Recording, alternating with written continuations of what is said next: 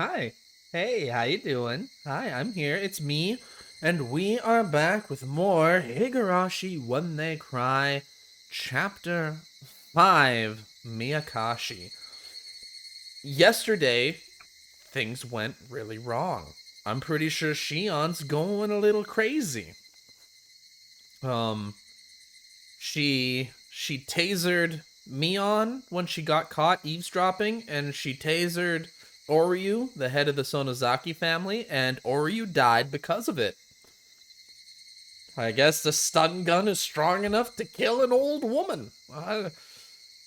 Anyway, Mion is now currently locked up in a cell in their underground torture basement. And that's pretty well where we left things off. So let's just jump right in and see how this concludes. Cause I am chomping at the bit.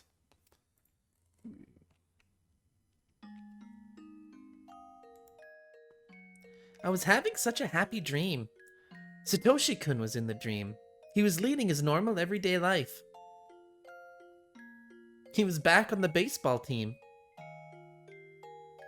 Irie and I acted normally around him because we knew that's how mature people should act. We welcomed him back as if he had been here with us the whole time. Although he hits well in practice sessions, he still doesn't do well in a real game. Come on, Satoshi-kun. 3 strikes already? I'm cheering for you. Then Satoshi-kun pouted as he mumbled. I felt tears pouring down my face. Oh. Satoshi-kun. Satoshi-kun.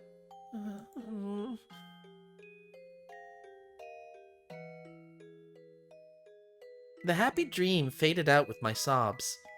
The harder I tried to focus on it, the faster it faded.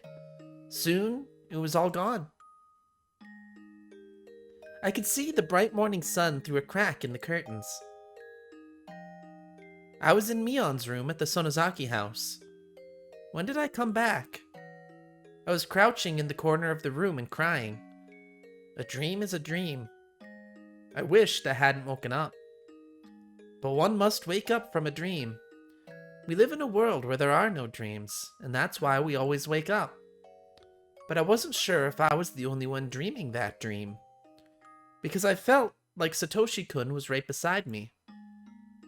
Satoshi-kun? Did you come back? There was no reply. That was the rule. If it was Satoshi-kun, I wish he'd smile at me just once. But Satoshi-kun's presence faded away as if he were never there to begin with. I heard the phone ring by the front door. Ah, that's right. I was the only one in the house now. I had to answer it. I got up to walk to the front door. I felt unsteady, so I put my hand on the wall to support myself. I hardly got any sleep. It was like I had a bad cold. The phone continued to ring. I probably didn't have to answer it, actually. But I was still half asleep, and all I could think of was answering the phone. Hello, Sonozaki residence. Sorry to call you so early. It's Kimiyoshi. Is your grandma still sleeping? It was Uncle Kimiyoshi. She is, yes. I guess she's still tired from yesterday. I think I'll let her sleep in. Yeah, you probably should. Mion-chan, you're going to school, right? Can I leave a message with you? Sure. What is it? Let's see. There will be an emergency meeting regarding the incident from yesterday. It'll be at the Shrine's Assembly Hall starting at 5 p.m. Did you get that? Yes, I'll give her the message. As soon as I put the phone down, it rang again. Hello, Sonozaki residence. Good morning. Sorry to call you so early. This is Kezai. Is this Mion-san? Good morning. Kazai-san. Good morning. Is Shion-san still there? I wasn't panicked, but I hesitated. I could tell him no. Or I could play both Mion and Shion. Shion was washing her face just now. I'll get her for you. I decided to play two parts. I went back and forth down the hallway and picked up the phone again. Kazai? Morning. Good morning, Shion-san. Are you going to school today? Of course not. I feel miserable. I kind of expected that. By the way, how are you getting back to Okinomiya? I can have someone come pick you up. I think I can get a ride from Uncle Kimiyoshi or somebody else. Don't worry, I'll figure something out. Your father told him to make sure you go to school often enough. I'd appreciate your cooperation. I'll go when I feel like it. By the way, Kazai, did you hear? What about? You know, the incident from last night. Yes, I have. How truly horrifying. All the past victims were war criminals from the dam conflict, right? But it's different this year. What do you think about that? I don't really know. Kazai wasn't the type to talk much. If it was something complicated, he usually responded like that. Do you know why those two fell under the curse of Oyashiro-sama? No. I heard this last night. Supposedly, they snuck into the ritual storehouse during the festival. They used a metal wire or something to unlock the door. Kazai went silent for a while. I held my breath while waiting to see how he responded. I expected him to say that he couldn't believe those people were chosen as victims just for sneaking into a storehouse. I expected him to say that it was just too unrealistic. I see. That was stupid of them. Since Tomitake-san was an outsider, I bet he didn't know. I went along with Kazai, but I felt disturbed on the inside. Kazai didn't wonder why breaking into the ritual storehouse would justify their deaths. I'd known Kazai for a long time, which is why I knew there was a heavy meaning to what he said. By the way, Kazai, actually, I did it too. Did you go in? Yeah. You went into the ritual storehouse, Shion-san? Yeah. Takano-san invited me. Takano-san, Tomitake-san, and... Remember Keiichi, who just moved here recently? Him and me, to make 4 of us. I heard Kazai sighing heavily. Even though he didn't say a word, I could tell he was shocked. I'd never known him to act this way before. Shion-san, don't you remember what happened last year? How do you think you can take care of this?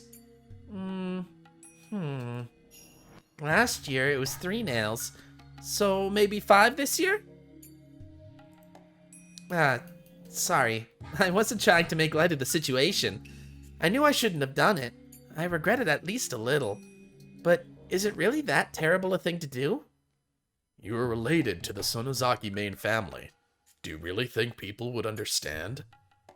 But I've been living in Okinomiya all my life. Since the old woman hated me, I've barely been to Hinamizawa. Besides, I was stuck at school. How would I know about any of that? I heard another sigh from Kazai. That sigh told me my excuses would be useless. Shion-san, I am your ally. I want to support you as much as I can. But there are dangers even I can't protect you from. Besides, Sorry. Sis is here. I've got to go. See ya! Click. I interrupted Kazai and hung up. I didn't want to hear it. I didn't want to hear Kazai reject me. He, who had been my ally all my life. Oh, shit. Damn it. I could hear the sound of the cicadas. The sound made it feel like I was being cooked on a huge frying pan, making a sizzling noise. I couldn't help feeling remorseful. Now I knew that sneaking into the ritual storehouse wasn't a laughing matter, but I really didn't know it at the time. Sure, the door was locked, so they didn't want anyone to go in. Then why did they change the lock? What did they say? I think it was that Rika-chama said that the previous lock was too heavy for her, so she had it changed to that cheap one. That was how Takano-san broke in. If the heavy lock was still there, this wouldn't have happened. I slapped my own forehead. Then I took a deep breath. I had to calm down. What was the point of fussing now? I'd already passed the point of no return. There was no use thinking otherwise. The hag was already dead. Even if she wasn't, she was now at the bottom of the well. Therefore, it was already past the point where I could just cut my fingers off in apology. I felt so unstable. I'd walked on the fence around the swings at the park before, as if I was walking on a tightrope. It was fun because even if I fell, it was only a very short distance. But it wouldn't have been fun if I were up really high. At that very moment, I was in fact already on a tightrope that was a lot higher than the fence at the park. As soon as I took a step, the rope behind me would vanish. I couldn't step back because there was nothing behind me. That was, in short, the current situation I found myself in. Just standing in one spot was all I could do. Even if I never took another step, I'd fall if I wasn't careful. If I forced myself to walk, the danger would only increase. But if I didn't move, I would fall eventually. I couldn't see what was ahead of me. There was no guarantee that I'd ever find firm ground. But if I stopped, there was only one fate waiting for me. I have to move onward. If staying here guaranteed death, then I'd rather try to walk, even if I die as a result. Even if there was a dead end ahead of me, at least I tried my hardest. In general, I try to be optimistic. I could accept my life not lasting particularly long, but I wouldn't go easily. I'd struggle as much as possible. I'd already killed the hag. For that, there could be no other punishment than death. I knew my life would end soon. In other words, I was actually already dead. A dead person has nothing to lose. That means I can only go on the offensive. I clenched my fists tightly as I muttered. Even if I had to die, I couldn't die easily. This was my chance to avenge Satoshi-kun. Who did it? For what purpose and why? I was going to investigate. I was going to question. I was going to expose. Yes, I was going to settle the score. I'd carry out the plan I came up with yesterday. I could hide the hag's death somehow. All I'd have to say is that she hadn't been feeling well since Watanagashi. I could do it all while pretending to be Mion. Just in case her friends at school became suspicious, maybe I'd start telling them I hadn't been feeling well either. In fact, I did feel groggy from my lack of sleep. When I became Mion, Shion would automatically disappear. I'd already told Kazai that I snuck into the shrine storage, so he'd probably end up telling people that I was demoned away due to the curse of Oyashiro-sama. The last person I'd have to think about was the fourth one who snuck into the ritual storehouse, Keiichi Maibara. Maybe I can use him as bait to lure out the enemy. Sorry, Kei-chan. You're going to be my bait. I felt a little bad, since I was starting to like him. With all that figured out, let's go to school. I'd gone to school as Mion before, so I knew how things worked. It was almost time to leave the house.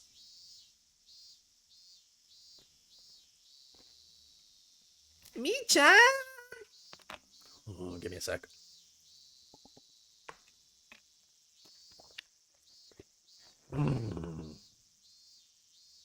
You're late! You waited?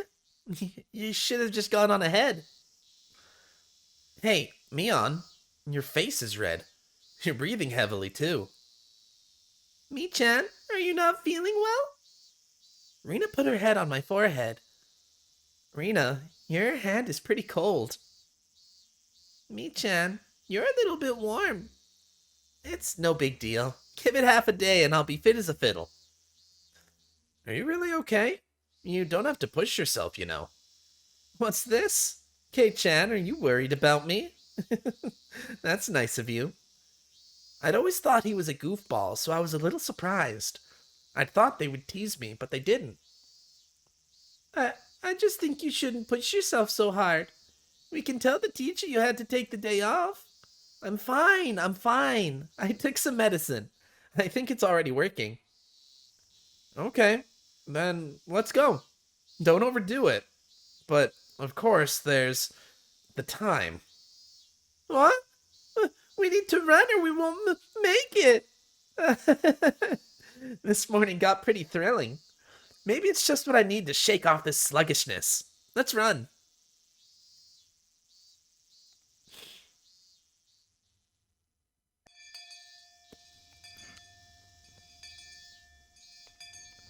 President, if you would.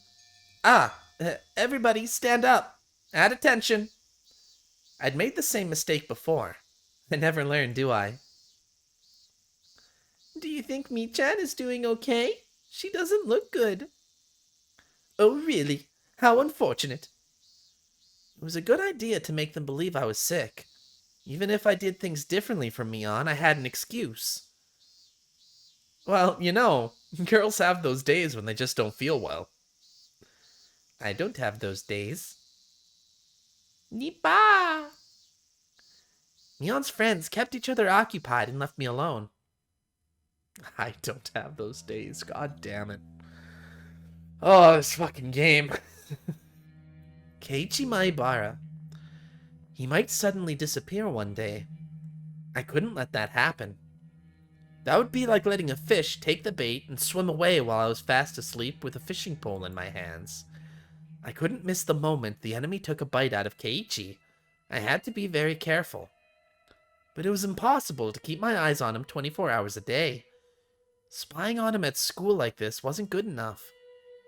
Should I have him meet with Shion and let her explain that he's in danger? Maybe we could set up a strategy together. I didn't think Keiichi realized how serious a crime it was to step into the ritual storehouse. I hadn't, after all. Since last year, all the incidents that related to the curse had probably been investigated in secret. People involved with the three families would know about the incident from last night, but Keiichi shouldn't know anything. If he knew where he stood now, he'd be more cautious, too. That should make him aware of his surroundings, and maybe he would notice if anything odd took place. The teacher caught him sleeping, so she ordered him to go wash his face. He walked out into the hallway. I was sleepy too. I had to be alert, but I couldn't clear my mind due to the lack of sleep. I decided to go home early. Since I'd been pretending to be sick since morning, my request was approved. As I exited the building, I saw Keiichi washing his face. I thought you'd be out here. It feels better outside, huh? Mion? No cutting class now. It looked like it felt refreshing for him to wash his face with cold water. I washed my face too, but it didn't feel as good as it looked. Mion, how's your cold doing?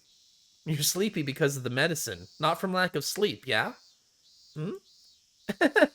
Actually, this is a secret, but after the festival yesterday, I got wrapped up in the party my relatives were having. And, well, I had a bit. I pretended to drink with an invisible glass. Are you hungover? How old are you? Keiichi exaggerated his reaction, but he still seemed worried. Okay, later. I'm going back. Be careful on your way home. Don't wobble into a sewer or a brook, got it? Keiichi turned around to go back to the classroom. Oh, one more thing, Kei-chan. I stopped Keiichi. He, in response, turned around. What's up? This may sound weird, but don't think too hard about it. Well, depends on what it is. Last night, near the end of the festival, did you see Tomitake-san or Takano-san anywhere? I noticed Keiichi's body tense up. His reaction proved that he felt guilty about sneaking into the ritual storehouse. He was frightened that Mion Sonozaki might know about it. I guess this was enough to give him a certain impression of Mion Sonozaki. You know Tomitake-san and Takano-san, don't you? You remember, Kei-chan, when the four of you were talking during the setup the day before? I could clearly see how dismayed Keiichi felt. He was trying to come up with an excuse. I can't remember. I might have seen them. Or not. He was both a bad liar and a bad actor. He wasn't really that intelligent at all. Well, that would make him a suitable friend for Mion. He was just a brat, unlike Satoshi-kun. Although, when it came to lying and acting, Satoshi-kun was at about the same level. Maybe Keiichi should be credited for at least trying to tell a lie. Satoshi-kun wouldn't have even said a thing. I didn't need to be thinking about him right now. I see. Then, one more question. On the same night, did you see Shion?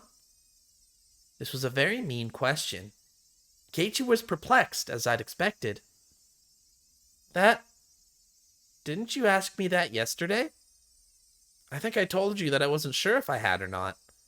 Eh? I asked him that yesterday. He must have meant that Mion Sonozaki asked him that question. In other words, she asked him that after he left the storehouse and got back together with his friends. Damn you, Mion. When I asked her, she said she'd had no idea we went into the ritual storehouse. Shit. Did you? I guess I just thought I'd get a different answer if I asked you again. Well, why are you so intent on knowing if I did or not? He was getting defensive. Keiichi couldn't hide his panic as he flared up at me.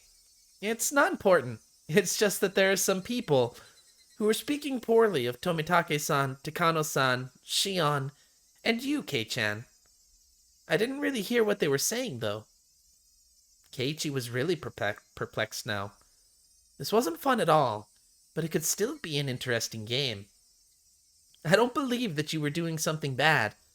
I just wanted to ask a bit about it, so I did. Sorry for making you uncomfortable, okay?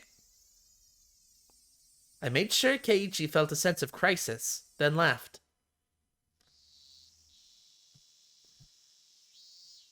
Nobody can tell us apart. We're Mion and Shion. Perfect twins. Yeah, you are.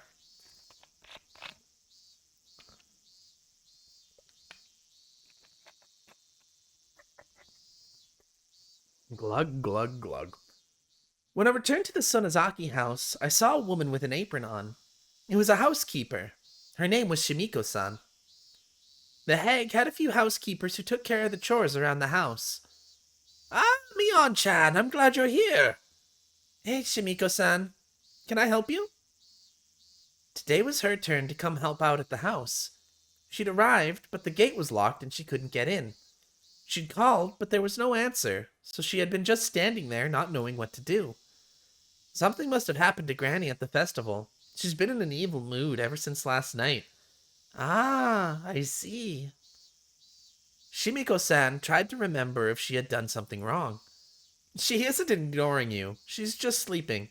She was up until very late, so I bet she can't wake up yet. You know how she is, right? Once she gets into this mood, it'll take a long time for her to be happy again. Yes, that's too bad. I think it might be better that you don't show up for a while. Even if you don't mean to upset her, Granny might take it the wrong way. Just let me take care of it. I see. Are you sure?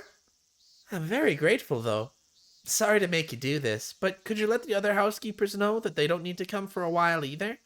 When Granny feels better, I'll give you a call. So let's just leave her alone for now. Shimiko-san bowed, then left on her bicycle. Anyone who had ever experienced Granny's wrath would understand. I headed into Mion's room, set her alarm clock for 2 p.m., and crawled into her bed. I needed to recover quickly. I had to be sharp, calm, and cool-headed. School should be out by 2 p.m. Maybe I'd get in touch with Keiichi. I'd have to call him. There would also be a staff meeting at the Furude Shrine Assembly Hall in the evening. All the leaders of the 3 families, their relatives, and the town council members would gather at this meeting. They were all authority figures in Hinamizawa. I'd be attending in place of the hag, who was sick. I'd worry about the rest when I got there. People shouldn't notice that Mion and the hag were missing for a long time. I didn't need to worry, as I had plenty of time. I checked the alarm once more. Then fell asleep as if someone switched me off.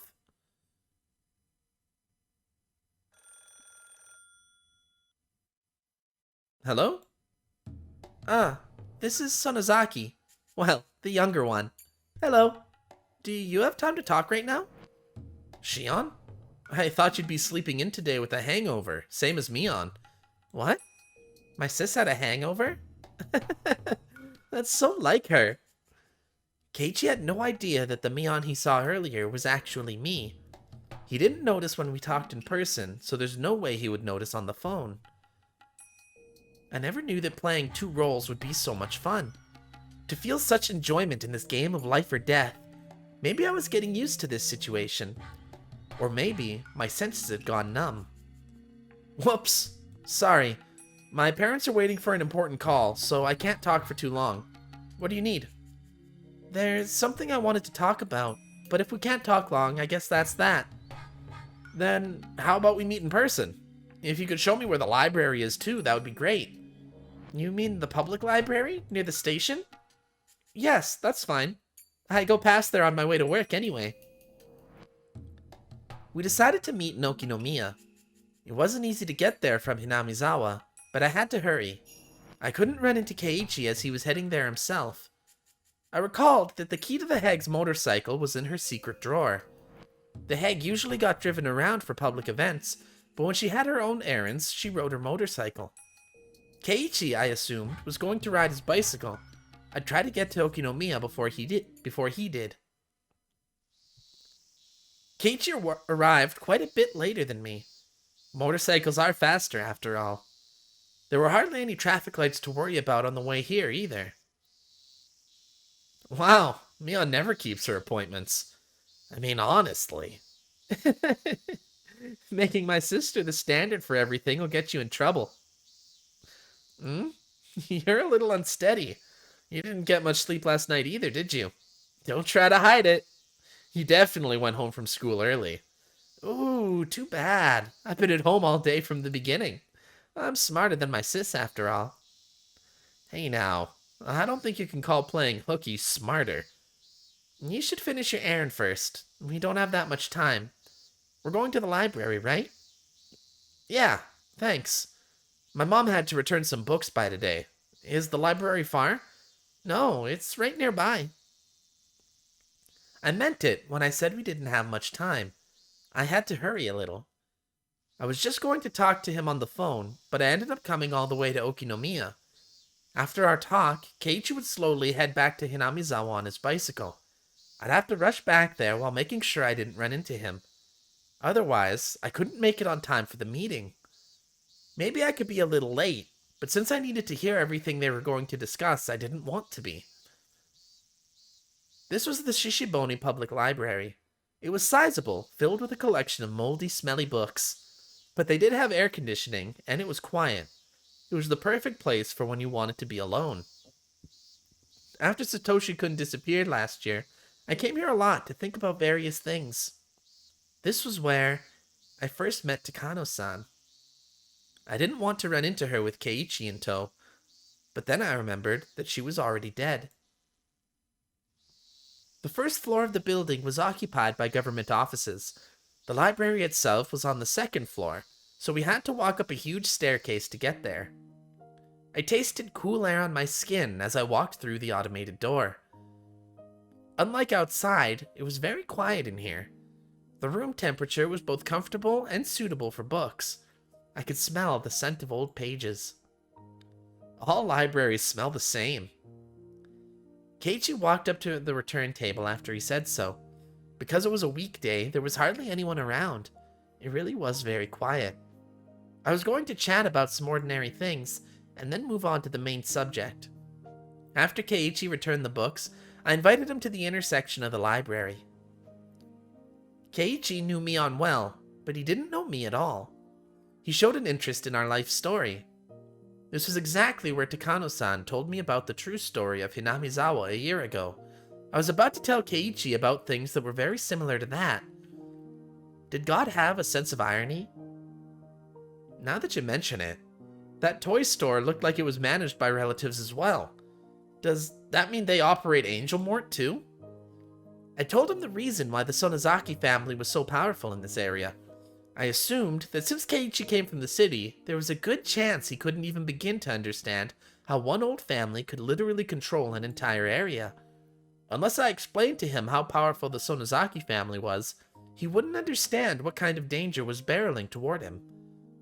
The family is particularly strong in finance and real estate. Even a lot of members of the Chamber of Commerce and Industry either have the last name Sonozaki or are their relatives. There are Sonozakis in the city council and the prefectural assembly too, since they have the Okinomiya area giving them strong electoral support. Wait a minute. This is all escalating pretty quickly. Your relatives operate shops in downtown Okinomiya, and they're especially strong in finance and real estate? On top of that, a lot of people in the Chamber of Commerce and Industry are relatives, and there are even some elected to local offices? Oh my god, yes. Yes, Keiichi, that is word for word what I just spouted at you. Oh my god. Let's continue. Keiichi counted with his fingers. He was clearly surprised to hear all that about the Sonozaki family. It seemed he was flexible enough to accept even something that sounded outrageous to him. He was starting to understand things, although slowly. The way he viewed Shion Sonozaki was changing little by little, too. That should be enough background information. Now I could go on to explain about Mion Sonozaki, the successor. Then, I'd change the subject, like Takano-san did to me. I'd go on to talk about the curse of Oyashiro-sama and then the series of mysterious deaths. So then, the Sonozaki family, it's pretty famous in this area? Yep. Crazy, isn't it? A fat man with a cigarette suddenly cut into our conversation. Uishi?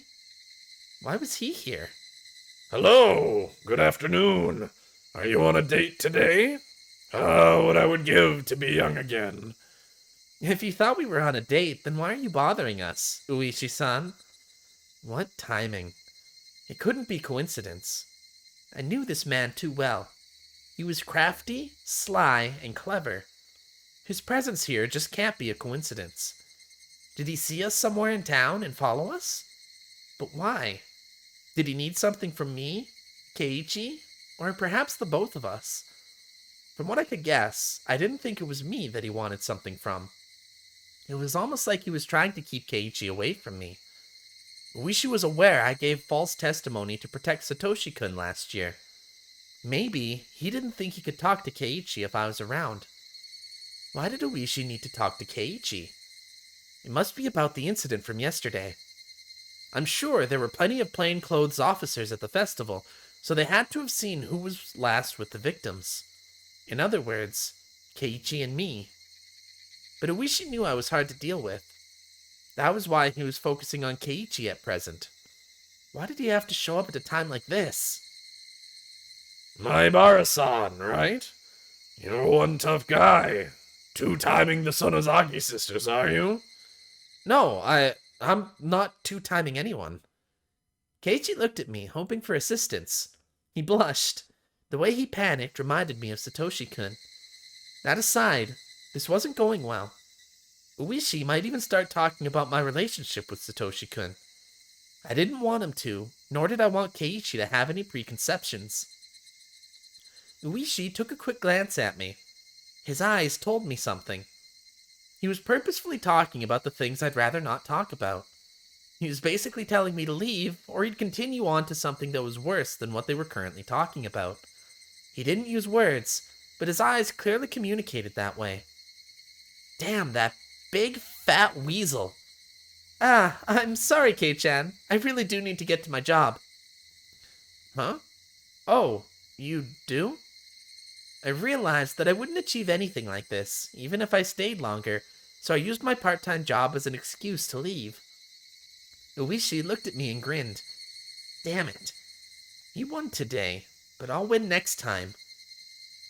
Wait, didn't you have something to talk about today, Shion? Yep, I'll see you later, or I'll give you a call after I'm done. It'll be okay to call at night, right? Yeah, probably okay. Then I'll talk to you later tonight. Bye!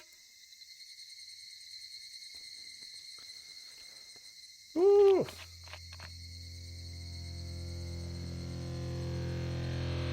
And then we left.